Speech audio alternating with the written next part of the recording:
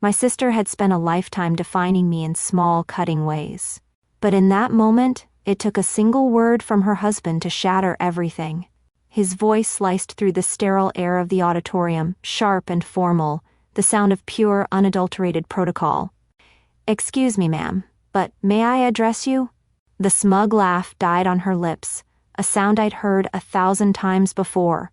A captain in the United States Army, her husband, had just redefined me with the one word she never ever saw coming. "Ma'am?" It all began 2 months earlier at a semi-formal charity fundraiser on base. The room was a sea of dress uniforms and polite, careful smiles, a world I navigated for my work but never truly felt a part of. I was in civilian clothes, intentionally trying to blend in, to have a quiet but crucial conversation with a man named Colonel Thompson. We were discussing a delicate issue regarding his unit's upcoming legal review, a conversation that required absolute discretion and trust. This one conversation could set the tone for the next 6 months of my work. And then, she appeared. My sister Jessica, a woman whose entire identity was proudly built on being the wife of an officer. She moved through the crowd, not like a guest, but like a commander reviewing her troops, her charisma a weapon she aimed with devastating precision. Spotting me, her smile tightened. She glided over, linking her arm through mine in a gesture that looked like affection, but felt like an anchor. "Colonel, so sorry to interrupt," she cooed, her voice dripping with false sweetness. She patted my arm patronizingly. "You haven't met my little sister, have you? This is Evelyn. She's a lawyer, nothing special, just books and paperwork, you know how it is." That sharp, brittle laugh echoed. I held my smile in place, a mask I'd perfected over 20 years of holiday dinners and condescending birthday cards, but inside, a cold knot of fury tightened in my stomach. Colonel Thompson's eyes glazed over. The rapport was gone, replaced by a polite, professional distance. He offered a curt nod and a mumbled excuse before turning away. The critical thread of our conversation severed. It wasn't just another casual jab. This wasn't the memory of her getting a car for graduation while I got a "good luck at the library" pat on the back. This was active sabotage. She had walked into my world, a world of consequence and regulation, and wielded her ignorance like a club, carelessly damaging everything she touched. Jessica laughed, thinking she'd just put her boring little sister in her place again. She had no idea she had just dismissed me in front of the one man whose entire command's legal readiness I was there to evaluate. To understand the reckoning that followed, you have to understand the two lives I was living. To live two lives is a strange balancing act. One of my lives was loud, chaotic, and drenched in the bright, artificial lights of my family's expectations. It was a world of noisy holiday dinners, passive-aggressive compliments, and the constant, unspoken ranking of personal worth. My other life was quiet. It existed in silent, sterile rooms where the only sound was the hum of secure servers, and a person's value was measured in the clarity of their analysis and the integrity of their word. For most of my life, I kept a firewall between these two worlds. But after that day at the fundraiser, I knew I would have to let one burn the other to the ground. To understand the disconnect, you have to understand my family's operating system. You have to sit with me at our last Christmas dinner. I was seated next to my father, Richard, a man who measured success by the size of a house and the rank on a uniform. Across from me was my mother, Carol, a woman whose entire life was a mission to maintain a fragile peace, usually at my expense. The whole evening was an altar for the worship of my sister's life. We heard, in excruciating detail, about the base commander's wife complimenting Jessica's dress and about the plans to remodel their guest bathroom. Then, Jessica cleared her throat for the main event. She placed her hand on her husband Mark's arm and announced, "And it's not official yet, but Mark is on the short list for a promotion to captain." The table erupted. My father's voice boomed. "A captain. Now that's a real leader. Jessica, you picked a good one. We're so proud." My mother was already talking about what she'd wear to the promotion ceremony. It was this perfect, polished moment for them, another jewel in the crown of their perfect daughter. In the brief lull that followed, I saw a small opening, a chance to share a piece of my own life. I took a breath. I actually have some good news too, I said quietly. I was just published in the Army Law Review. Silence. My father turned to me, a polite, vacant smile on his face. He patted my hand. That's nice, sweetie, more books, you and your books. And just like that, the conversation pivoted, flowing back to Jessica, as if my comment were a stone skipped across a lake, leaving no trace. The sting was familiar, a ghost I knew well. It was the same dismissive pat on the hand I got when I won the state debate tournament, the same empty that's nice when I was accepted into law school on a full scholarship. They had a nickname for me, one they thought was affectionate. Evie, the scribe, a quaint, harmless little hobbyist, scribbling away in a corner while the real world of promotions and bathroom remodels happened around me.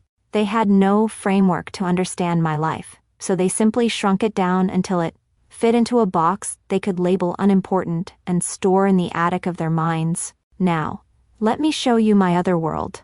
It has no decorations, no booming laughter. It exists in places like the classified records vault in the basement of JAG Command headquarters. It's a place with no windows where the air is always cold and the weight of the information surrounding you is a physical presence. Here, I wasn't Evie the scribe. Here, I was Major Reed. A few days after that Christmas dinner, I was standing in that vault, briefing a man who held the careers of 10,000 soldiers in his hands. He was General Miller, a pragmatic 3-star general with eyes that missed nothing, and a deep-seated intolerance for anything other than the unvarnished truth. He listened, his hands clasped behind his back, as I laid out the details of a brewing international incident involving a soldier stationed overseas. There was no emotion in my voice, only facts and analysis. "General," I stated, pointing to a highlighted clause in the document on the screen, "the host nation's legal claim is a political maneuver, but it has no standing. The status of forces agreement is explicit on jurisdictional primacy. My recommendation is to deny their extradition request and proceed with the Article 32 hearing on our terms. If we concede on this, we set a dangerous precedent." I didn't waver. I didn't hope he would be pleased. I simply presented the truth and my tactical recommendation. The general was silent for a long moment, his gaze fixed on the screen. He then turned to me, and the validation I'd spent a lifetime chasing from my family was delivered in 3 quiet words. "Understood, Major. Proceed." In that sterile, silent room, I was seen. My intellect was my value. My authority was absolute and unquestioned. There was no pat on the head, no condescending nickname. There was only respect, a currency my family didn't trade in. They measured success by what could be seen and applauded in public. In my world, true success was preventing a crisis so effectively that no one ever knew it happened at all. For years, I had tried to earn their respect in their language, the language of family, of emotion. But they only understood one thing: hierarchy. So I decided I would finally speak to them in the only language they were fluent in. Back in my office, the anger from the fundraiser had burned away, leaving something cold, hard, and perfectly clear in its place.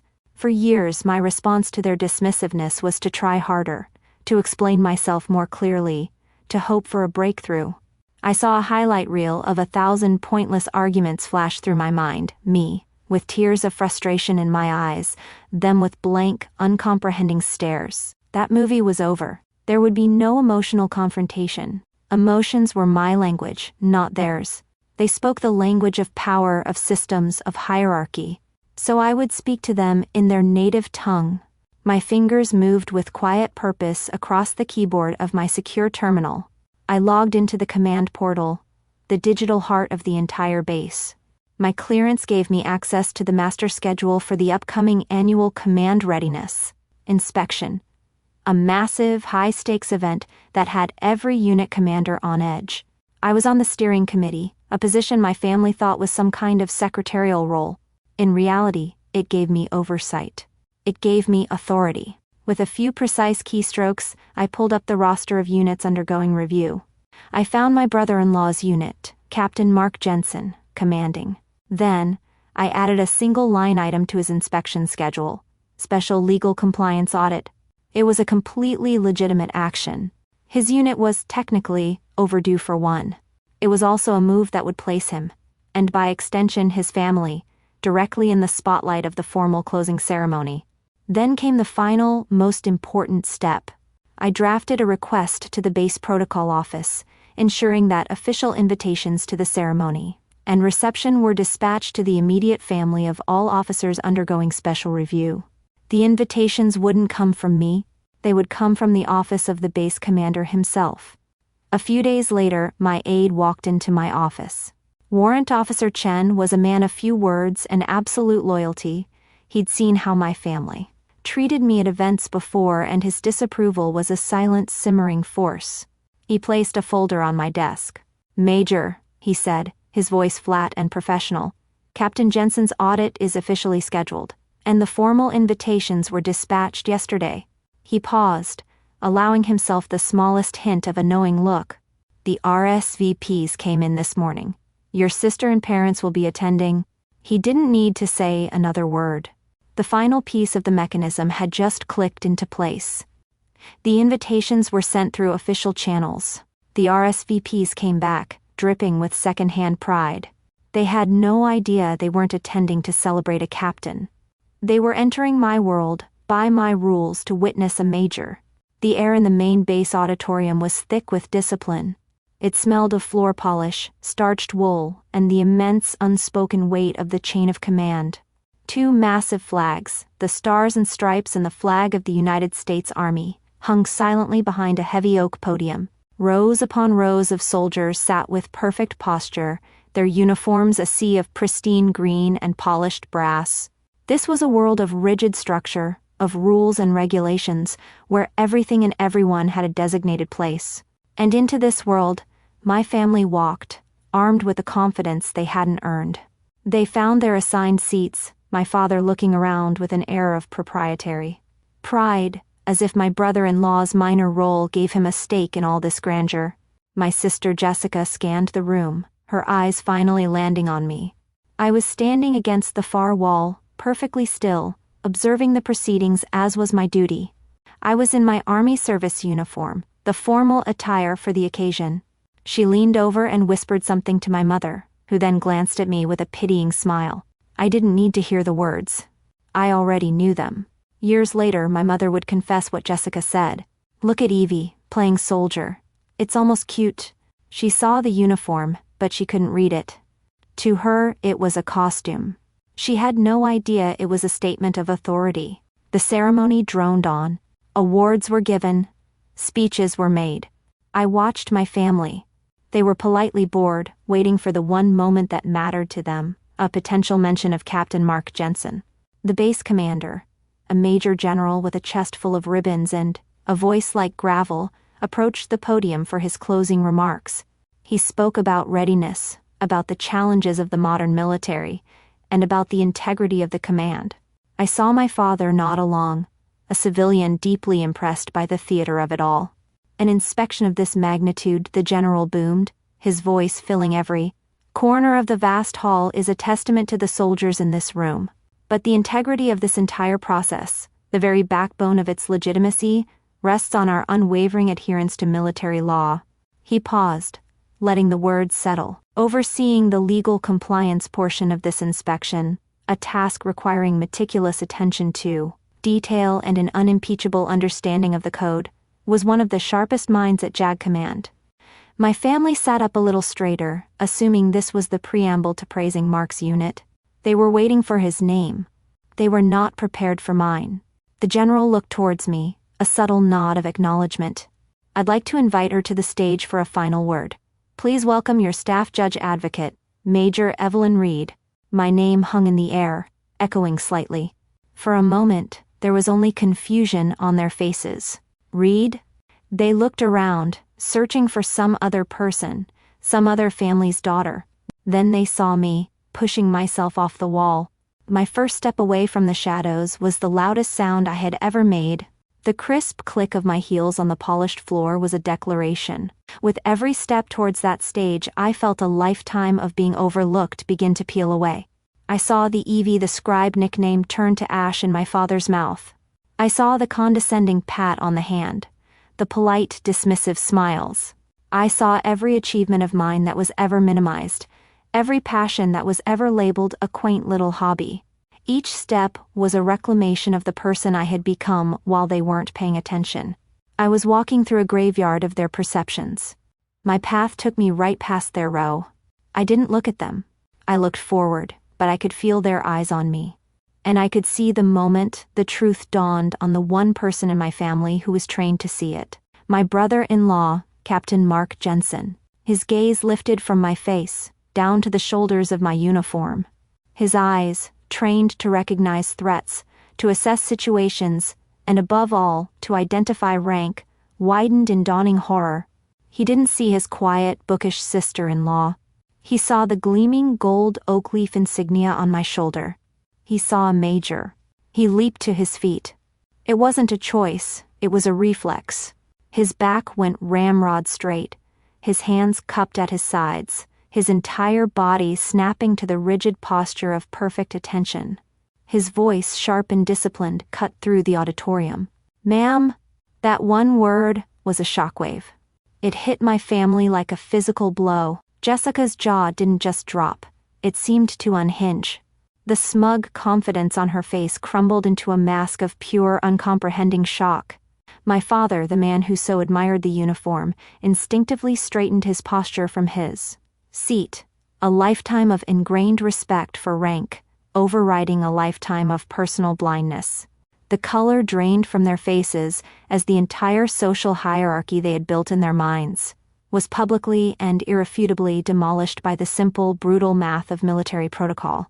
My father had spent his life lecturing me on the importance of respect for authority. In the end, it took one word from his golden son-in-law to teach him I was the authority he'd been overlooking all along. I reached the stage and gave the general a crisp nod of acknowledgement, my face a mask of professional calm. I never once glanced in my family's direction. My remarks to the audience were brief, formal, and focused entirely on the professionalism of the units under review. There was no tremor in my voice, no hint of the personal earthquake that had just shaken my world to its foundations. I was simply Major Reed, performing my duty. The drama was over. All that remained was the aftermath. After the ceremony, at the reception, the difference was staggering. A circle of genuine respect formed around me. Colonels, fellow majors, and even the general himself came over to congratulate me on a successful inspection, to discuss a point of law, to treat me as a peer. The conversation was about work, about shared purpose, about competence. For the first time, I felt like I was at a family gathering. Across the room I saw them. 3 islands of shock in a sea of celebration. My father, my mother, and my sister stood clustered together, isolated and completely out of their depth. No one approached them. They were ghosts at a feast they didn't understand. After a few agonizing minutes of silence, they turned and walked away. They didn't say a word. They just vanished. Their silence was the only confession I ever needed. 6 months can feel like a lifetime. The name on my office door was new, the engraved letters spelling out a reality. They could no longer deny Major Evelyn Reed, Deputy Staff Judge Advocate. It wasn't just a title, it was a testament to the life I had built in the shadows of their perception. Inside that office, I was with my real team, my real unit.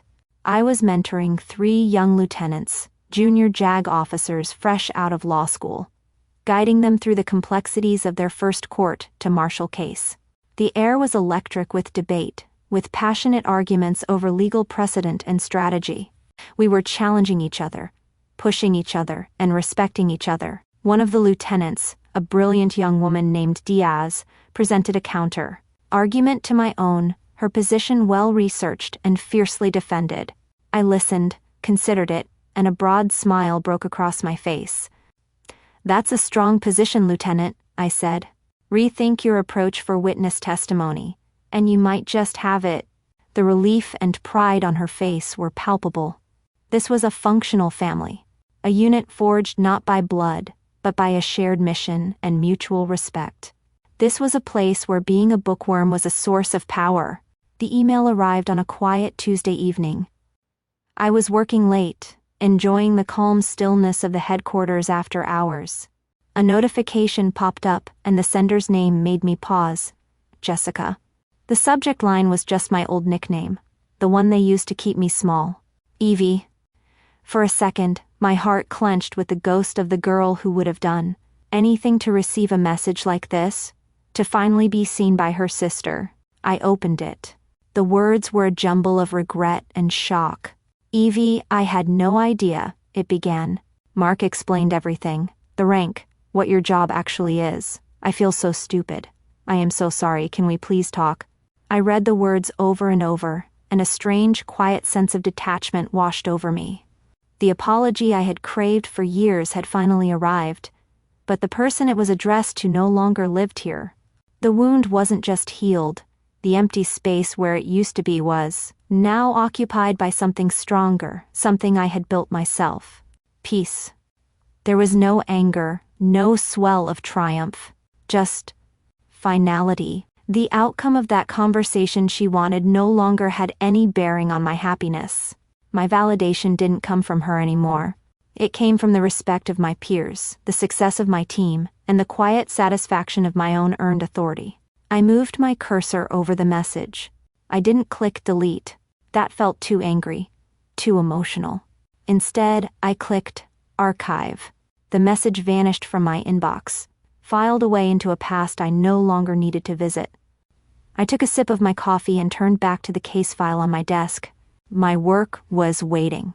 My sister believed a legacy was something you marry into. I learned a true legacy is something you earn in silence and have acknowledged by regulation.